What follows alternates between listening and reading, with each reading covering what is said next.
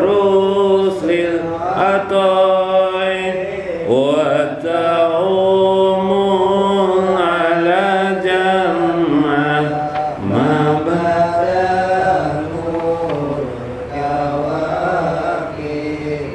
Assalamualaikum warahmatullahi wabarakatuh. Bismillahirrahmanirrahim. Bismillahirrahmanirrahim. Salam. Bismillahirrahmanirrahim hakim. Wassalatu wassalam ala sayyidina wa nabiyina Muhammad wa ala alihi washabihi ajmain. Hadirin jamaah mustaklim yang berbahagia, paina insyaallah ab'asu li kitab Syekh Abdul Qadir Jalani Fathur Rabbani insyaallah. Mudah-mudahan Allah memberikan berkah, rahmat dan kasih sayangnya kepada kita sekalian melewati ilmu yang disampaikan oleh Syekh Abdul Qadir Jailani. Mudah-mudahan kita makin dekat kepada Allah Subhanahu wa ta'ala. Mudah-mudahan hidup kita ini selalu terhubung dengan Allah Subhanahu wa ta'ala. Wa yasilu ila rabbikal azim. Mudah-mudahan kita menjadi orang yang selalu memiliki hubungan yang baik, jendela yang bagus kepada Allah, kepada Tuhan yang Rabbul Jalil, Tuhan yang memiliki kebesaran dan keagungan dalam hidup ini. Saudara sekalian, hari ini kita bagaimana ingin ada satu keinginan daripada Syekh Abdul Qadir Jalani, yaitu bagaimana kita meniti hidup kita ini selalu terhubung dengan Allah. Dengan kata lain, kita buka jendela kita kepada Allah Subhanahu wa ta'ala. Jendela kita buka, jendela qalbun, jendela hati. Nah, bisa dikasih judul dengan jendela hati ya. Jendela hati ini penting. Kenapa? Bagaimana kita banyak pekerjaan-pekerjaan yang hari-hari ini adalah mubah. Tapi bagaimana yang mubah ini, yang boleh ini menjadi amal ma'rifah kita kepada Allah, menjadi bernilai sangat tinggi di sisi Allah, tidak terhitung. Nah, menjadi tidak terhitung. Inilah sebuah rahasia di alam ini, sehingga menjadikan kita menjadi ahli ibadah tanpa terlihat secara johir. Mungkin secara kasat mata tidak terlihat ya, atau terlihat sedikit ya, karena ketika kita mengerjakan kewajiban, wajib 5 waktu, sholat 5 waktu terlihat. Ketika kita sedang puasa, zakat terlihat, mungkin bersedekah juga terlihat. Tapi biasa aja kan secara umum. Yang lebih besar daripada itu tidak terlihat, yaitu jendela itu diantaranya adalah zikrullah, mengingat Allah. Dan selain zikrullah, jendela itu kita buka lagi, karena kadang-kadang mungkin secara zikrullah tidak mampu secara keseluruhan terus-menerus. Ada jendela-jendela lain yang diajarkan oleh Tuhan Syekh Abdul Qadir Jalani, sehingga kita terhubung terus. Kita bacakan saja ya. Faqala al-mu'allif rahimahullah, kun abadan mukfiyan bihalika la tazalu kadzalika hatta takmila. Maka jadilah engkau manusia yang arif, yang bagus, yang mudah, yang ringan, tidak terlalu banyak terlalu berbeban. Sementara beban itu sendiri belum tentu kamu sanggup memikulnya. Tapi mungkin ada cara yang mudah untuk Anda. Mungkin ada cara supaya jendela kepada Allah itu terbuka, tentang bihalika, keadaan engkau. Ya, dimana engkau di posisi engkau tidak akan jatuh lagi ke lembah maksiat, ke lembah yang hitam, ke lembah kemudaratan, kesusahan dalam hidup ini, hatta takmila, sehingga engkau dapat memperoleh juga kesempurnaan seperti orang lain. Bagaimana caranya? Nah, inilah bagaimana caranya. Wa yusallu qalbuka ila rabbika azza wa jalla. Caranya adalah bagaimana engkau membuat jalan, membuat rintisan, membuat koneksi dengan Allah Azza wa Jalla. Nah, ini bagaimana engkau bisa melakukan koneksi itu. Koneksi itu apa? Nah, koneksi itu apa? Jadi pertanyaan juga yang di sini dibahas oleh beliau. Koneksi jendela itu adalah muraqabah, merasa diperhatikan Allah. Jadi bagaimana kita supaya berpikir bahwa kita ini ada yang mengawasi, hidup kita ini ada yang mengawasi. Siapa yang mengawasi? Allah. Itu konektivitas, jendela yang bisa kita buka. Ada kesadaran, bagaimana membuat kesadaran bahwa kita ini diawasi Allah. Jadi apa saja Anda, kemana saja Anda, ingatkan bahwa Anda diawasi Allah, Anda diawasi Allah, Anda diawasi Allah. Ini muraqabah. Innallaha khabirum bima ta'malun. Sungguhnya Allah Maha mengetahui, mengawasi kamu atas apa-apa saja yang kamu perbuat. Jadi bahkan pada perkara yang mubah, yang boleh, kamu diawasi Allah. Bagaimana kamu bisa menerapkan itu? Fa'ija kamalta, bila engkau sempurna bisa memahami itu, wa balagta, dan sampai kepada dirimu, la tubalihi na izin kaifa tubali wa qad tahaqqaqta haluka. Bila engkau sudah seperti itu, maka akan timbul bahwa tidak ada kepentingan adanya harapan-harapan lagi minta dipuji oleh manusia, bagaimana pandangan manusia, bagaimana kira-kira menurut si A, menurut si B, menurut si C terhadap diriku. Tidak ada lagi yang seperti. Yang timbul adalah tertanamnya pemahaman bahwa bagaimana pandangan Allah terhadap dirinya. Apakah Allah sudah ridho pada dirinya atau tidak? Apakah Allah sudah ridho pada dirinya atau tidak? Apakah pekerjaan ini diridhoi Allah atau tidak? Kenapa jadi kamu berbicara itu? Karena Allah mengawasiku. Oh, kalau Allah mengawasimu, maka berbuat baik, sebaik-baiknya apa yang kamu lakukan. Maka bila sampai seperti itu, maka keadaan itu hina izin, kamu tak peduli lagi dengan makhluk.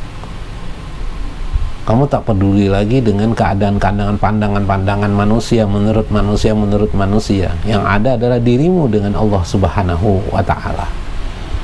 Maka waqad tahaqqaqta haluka, engkau sudah berada di lembah hakikat. Sebenarnya kalau sudah posisi seperti itu, berarti engkau sudah berada di lembah hakikat. Lembah hakikat ini, lembah hakikat berarti apa? Dimana seorang muslim terbuka jendela kasabnya bahwa dirinya diawasi oleh Allah, dirinya membuat dirinya beranggapan bahwa apakah yang diperbuatnya akan Allah ridho atau tidak. Jadi itu saja dalam pikirannya, sehingga dia meniadakan atau setidaknya mengurangi pandangan-pandangan manusia. Maka orang seperti itu orang yang sudah di lembah hakikat, atau dalam konteks lain makam tajarud makam tajrid makam orang yang sudah bersama Allah Subhanahu wa ta'ala di kekosongan, tidak ada makhluk, yang dilihatnya hanyalah Allah Subhanahu wa ta'ala. Wa aqamta fi maqamika, itu termasuk juga yang kemarin adalah orang-orang yang ikhlas orang-orang yang ikhlas dalam konteks ilmu tasawuf di sini. Seperti itu juga orang berada di lembah hakikat. Orang ikhlas itu berada juga di lembah hakikat. Orang seperti ini adalah orang-orang yang ikhlas Maka jadilah fi maqamika, engkau berada di makommu, di kedudukanmu. Diam saja kamu, berdiri situ, tegakkan terus menerus sampai kematianmu datang. Hatta ta'tiyakal yakin, kematianmu datang. Wahdaqa bika harasaka, engkau akan mengetam apa yang engkau tanam. Engkau akan mendapatkan itu. Engkau akan dikelilingi oleh tentara-tentaramu, prajurit-prajuritmu. Perlindungan, yaitu perlindungan dari Allah. Atau engkau akan dapatkan, kalau hasil ketaman itu buah-buahan yang banyak, maka buah-buah itu engkau akan dikelilingi oleh buah-buah yang banyak. Engkau akan merasakan lezatnya di sana. Secara teoritis seolah-olah sulit, tapi sebenarnya bila engkau berada di sana sudah itu nikmat sekali, enak sekali, asik kalau dalam istilah dunia sufi itu asyik dan masyuk kepada Allah Subhanahu wa ta'ala. Ini luar biasa. Wasarakalka indaka kaswari wal asjar, maka jadilah makhluk itu engkau lihat, manusia-manusia yang engkau lihat, alam semesta ini engkau lihat, itu tidak bagaikan kaswari, bagaikan prajurit-prajurit saja, prajurit.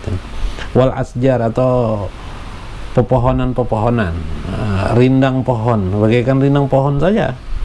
Ya, bagaimana Anda melihat rindang pohon? Ya, kadang-kadang melihat tertawa, ya sudah, Anda melakukan aktivitas Anda seperti biasa, seperti petani atau orang bekerja di hutan, ya bekerja sendiri dia, meskipun di sekelilingnya ada pohon-pohon, ya, melihat sedikit, sudah. Ada sesuatu berguna, diperbaikinya, seperti itu.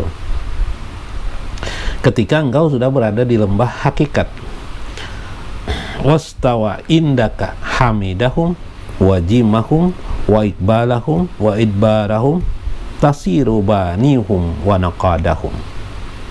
Maka jadilah keadaan itu engkau berada di suatu tempat, sebenarnya lembah hakikat itu bagimu pujian dan cacian manusia itu tidak ada bedanya. Apakah dipuji manusia, apakah dibenci oleh manusia, apakah dihina oleh manusia, tidak ada bedanya.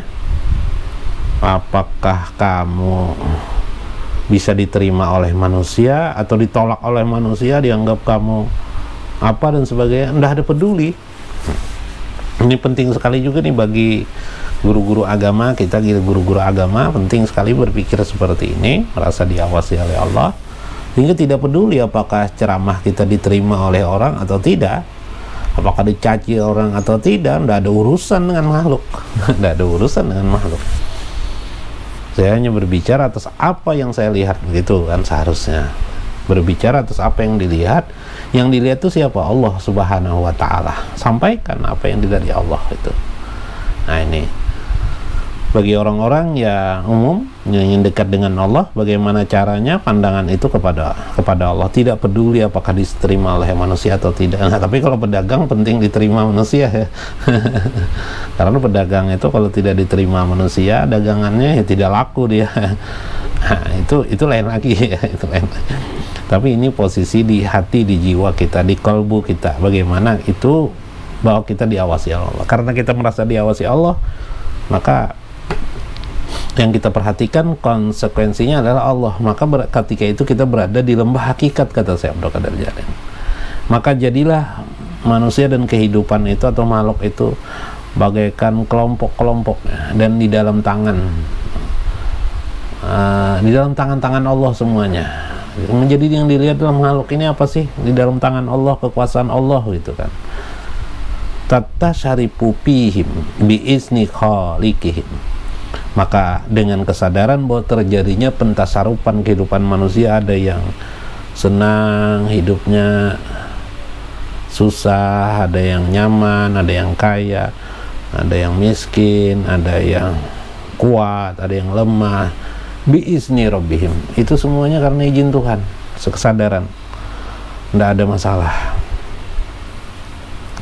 Yang penting hati kamu yu'ti kalhal waribti wa yaruddu tauqi'i ila yaddi qalbika. Apapun di sekelilingmu, keadaanmu sekelilingnya yang bisa mengikatkah kamu, bagimu Allah akan lindungi kamu daripada ikatan-ikatan manusia, ketergodaan manusia ketika engkau berada di lembah hakikat. Maka godaan-godaan setan, godaan-godaan duniawi tidak akan dapat lagi menjatuhkan kamu. Allah sendiri yang akan menolaknya. Wa yaruddu tauqi'i ila yaddi qalbika.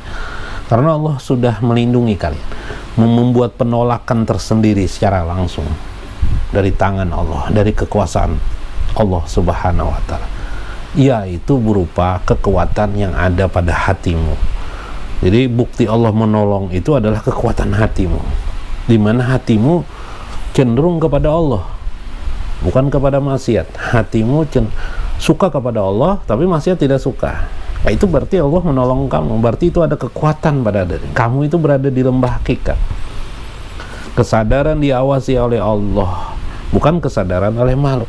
Itu ada terjadi di dalam hatimu. Kalau itu ada dalam hatimu, berarti kamu sudah dalam jaminan perlindungan Allah saat itu, karena kamu berada di lembah hakikat, lembah ketuhanan. Subhanallah, lembah hakikat, lembah ketuhanan. Wa alamatu ila yaddi sirika. Dan kalau ingin kau melihat tanda-tanda itu ada pada sirmu, apakah kamu berzikir terus kepada Allah? Sudahkah engkau? Kalau engkau selalu suka, selalu ingat kepada Allah, mengharap ridho Allah, mengasih pengawasan, itulah sirmu yang terdalam sebenarnya, kata Syekh.